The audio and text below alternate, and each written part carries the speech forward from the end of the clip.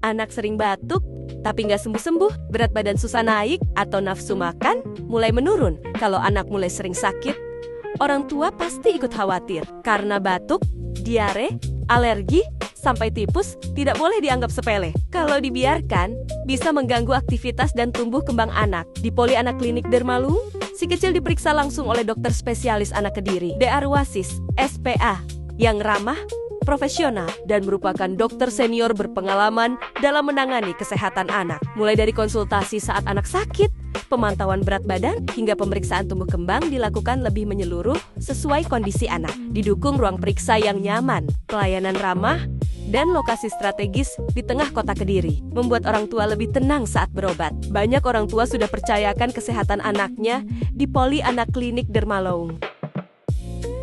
Yuk konsultasikan kesehatan si kecil bersama dokter spesialis anak di Poli Anak Klinik Dermalung Kediri sekarang juga.